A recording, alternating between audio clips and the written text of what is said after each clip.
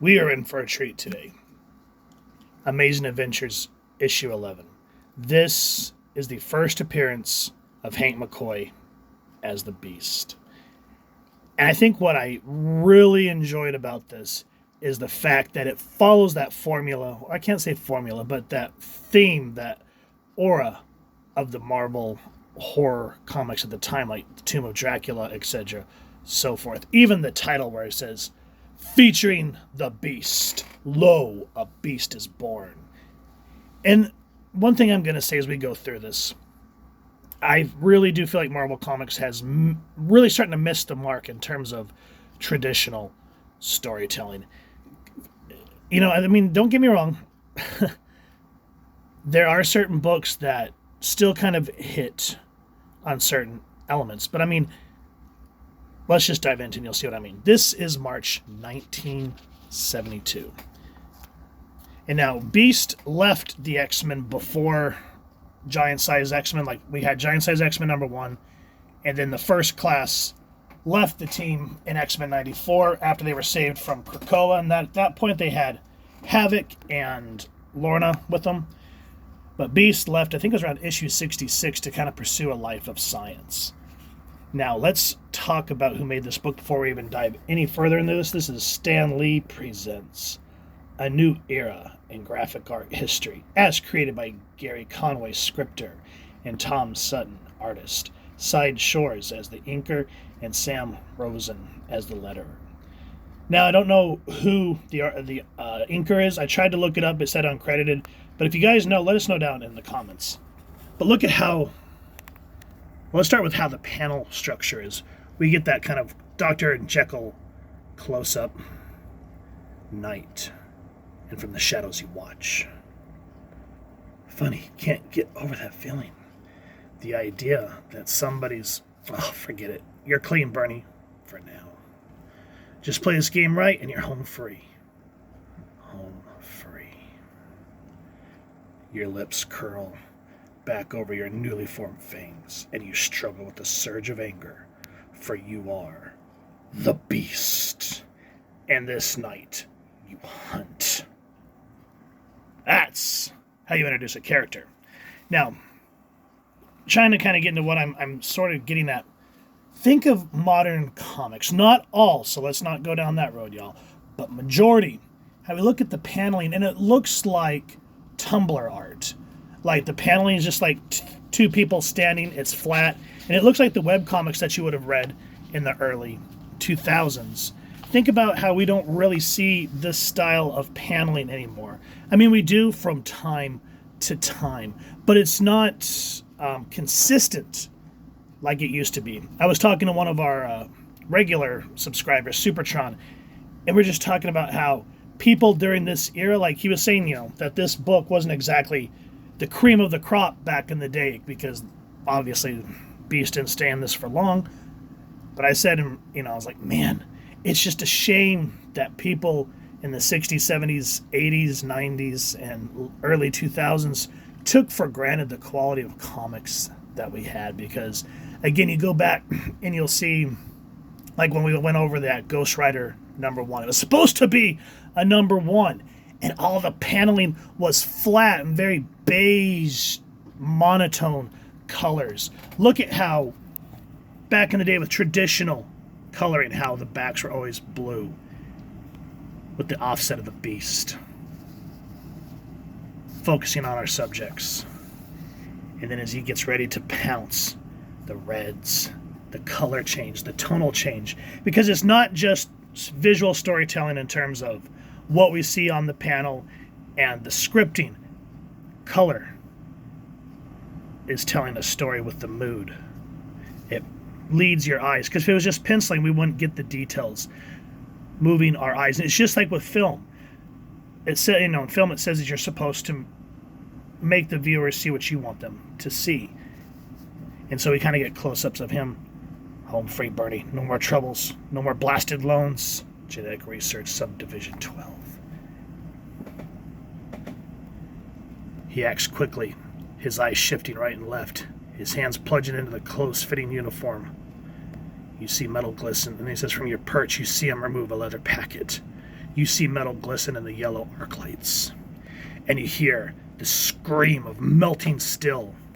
The doors squeal inward, darkness filtering out into the deserted plaza. The letters on the plaque glitter, and the devices glow and read, Genetic Research Subdivision 12 Classified. Snarling, you lunge. Good Lord, no! Whew. See how everything works together like a dance, in a sense, to show what we want to see. So we get back. Beast finishes this man off. He says, I got to get back to the lab. Your shoulders slump, and you turn from the doorway, trying to forget the scene you can almost visualize. You enter the maximum security block, your private offices, and you turn to lock and electronically bolt the massive leaden shields. Now, what I love about this is before we even get to this panel, we're just seeing this beast. We don't know who it is on the cover. But once we get to this particular panel, and this caught my eye because it says about it in a minute, but you get a nice little nod. Hank McCoy. Now, just imagine being in 1964 and your eyes catch that and you realize, no way, this isn't the Beast from Stan Lee and Jack Kirby's comics. It can't be. Now, we're all a little jaded to it because Beast has been a beast for years. But he goes, I've got to check the genetic, what is it called? Indicator. If my energy levels are too high, I'll never be able to change back. Oh no. No! The chemical processes are complete. The metamorphosis is irreversible. How could I have been such a fool? How? And he sees a photo. He goes, don't look at me. Don't tell me how wrong I was. I know. Blast it. Smash. I know. Everything I could have been. Everything we were together is gone. All of it wasted. I am nothing but a beast. And so we see all of the first class of the X-Men. And of course that scientific hubris. And it goes back to how he first left the team. And it was a very emotional day for him. But back in the day, this is when they would try to move comics forward.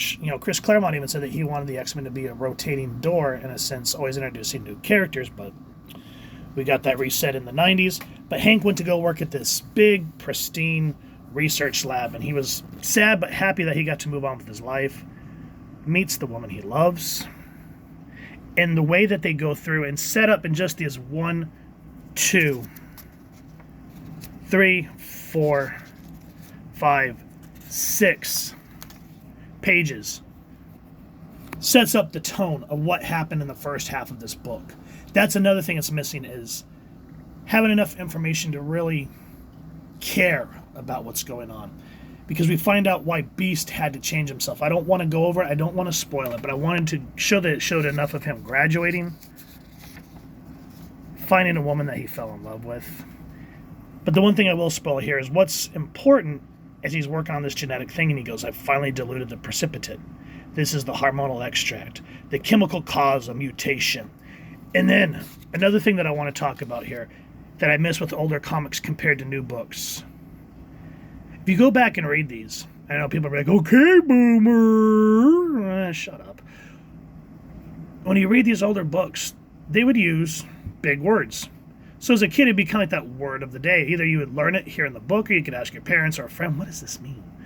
And another thing, when you go back to even older, like the Golden Age, they would say stuff like, and I'm just going to use this as an example, I know it's not scientifically right, but Superman would be something like, I got to reverse the polarities of the spinning suns or whatever. And then they say editor's note. They'll say the Earth orbits around the sun, so does all the planets in our universe, or something to that degree. So it give you a little bit of a science lesson. You'd learn something. Now we get little things like, and I love the little inside jokes, how they'll be like, that didn't happen. They'll say something like, oh, this happened so many issues ago, we can't remember, editor. Those were fun. But now the third-party bubbles in a lot of these modern comics are just like, Hank McCoy is a grouchy face, and he doesn't like Mondays. Oh, you feel that lack of depth that any human being wants in anything they read, whether it be a novel, a book, a movie. You want substance. And here you get it. Where Beast is finding out, or should I say Hank at this point, is realizing that there's a spy in the midst of their research. And he wants to stop them. He goes, the chemical, it'll change me. And in an hour's time, I can change back again. just by taking another drink as an antidote. Don't know what'll happen if you mutate a mutant, but I've got to take the chance. I've got to. That wasn't precisely the truth, was it, Hank McCoy? You didn't have to. By the newly discovered ego which now controlled you, told you differently. And you took the hormonal extract and you changed. Should have thought about clothes. And maybe I should have thought about a lot of things. And so this latter half of this book is regret and revenge and having to rediscover himself, knowing that even though he is a whole nother beast, figuratively and literally, he knows that he is better than this and has to adhere to what he learned with his training with Xavier and the X-Men. And then we get a lovely little plot twist at the end. You changed, Hank McCoy, in more ways than the obvious physical ones. Perhaps you've learned something of yourself now. Perhaps you understood the responsibilities of self-confidence. Perhaps you know what it means to truly be a man. And now that you are, forever, the Beast. Ha ha ha! That's what I mean is these older books. I'm so tired of people saying, oh, you just miss nostalgia. Yeah, there's a part of it, but come on. If you're going to fight your argument, let me fight mine. I miss books that made me think and had depth. Now, don't get me wrong. If a book's supposed to be dumb, sure, that's fine. I can tune myself out and I'll go read a Beavis and Butthead or Bart Simpson comic and laugh. Yes, there's stuff like that, like Mad Magazine. But that's what it's designed for. You don't take these characters that have years and years of history and then just make them jokes. Like Logan. Oh, Logan is a cranky man when he pops his claws, but he likes milkshakes. Stop. If you want to make a joke book, then go make a joke book. Because Marvel has done that in the past. They've made joke books. And people love them. They were fun. But don't do that to the main continuity. Don't fuck with the lore. And that's what we're missing here, guys. This just really hit that nerve that I'm thinking, God, these used to read, like people back in the day, the actual boomers, would say, oh, you're going to go read your funny pages. But they were too arrogant, ignorant to want to pick this up and realize what kids at the time were reading. They were learning stuff. They were discovering themselves. Beast is learning about what it means to be a man and the responsibility of self-confidence. Shit, that talks to anybody, no matter what age, because you never stop growing. And so, I miss books that made you entertain, but also made you think. And I'm not finding that a lot in modern comics, and that's why, sadly, guys, I don't go over a lot of modern comics anymore, because this was a medium that had everything that you would want. You'd have funny books, literal funny books. You would have stuff that make you think. And even in those type of books, it just had depth. Yes, there was a lot of gratuitous action and violence as well, but it added to it. They had to sell the book, and it gave you everything that you wanted. So now that I'm off my soapbox, what'd y'all think? If you've enjoyed what you've seen, if you have the money, please first and foremost support your local comic shop and grab an OG copy. If not, see if you can hunt down a reprint, because this one I've noticed is kind of getting a little bit harder to find. If you've enjoyed this review, really would appreciate it if you take a moment to like, share, and subscribe. Helps the channel more than you could possibly know. And if you won't mind hitting that fancy little X bell next to subscribe, that way as I continue to upload content, you guys get notified. Come to the channel, and I love talking with y'all and hearing your thoughts and feedback down in the comments below, or the socials, which I'll make sure to leave the links down in the description. So with all that said, hope y'all continue to have an absolutely amazing day reading, and happy hunting, everyone.